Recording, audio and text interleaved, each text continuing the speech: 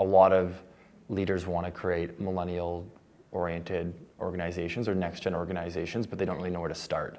It's a very daunting task to figure out how they're going to reorient a traditional business model into a next-generation business model. So the whole idea is, how do you go from a Blockbuster to a Netflix as an organization? Because Blockbuster had Netflix as a business plan for many years, but they chose not to do it because it took away from their high margin retail sales, which is how they made all their money. As opposed to thinking about what they're really solving for is getting content and entertainment into the living rooms of people as easy as possible. And as a result, Blockbuster just vanished off the face of the earth. So how do you become a next generation company? So to go from Blockbuster to Netflix. It's a very daunting task. So the easiest, there's kind of three takeaways that can come out of that, going from easiest to more difficult. So the easiest is to spend 1% of every employee's time having collisions.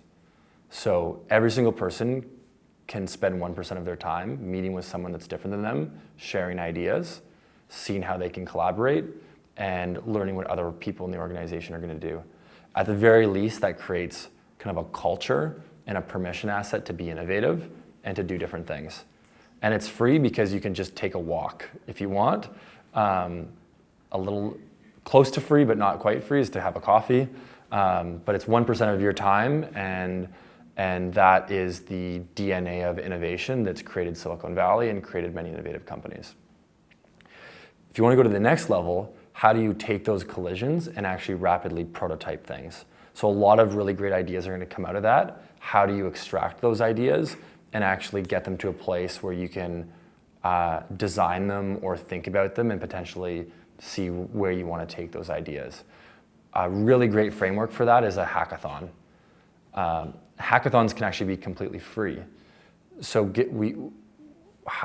these leaders essentially can pose problems, have teams of different people come together and solve those problems, making sure that those teams are not just friends, but they're actually people from all different teams, no more than 3 people on a team.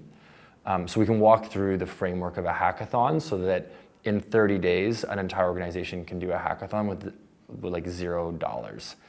It just takes a bit more time than 1%.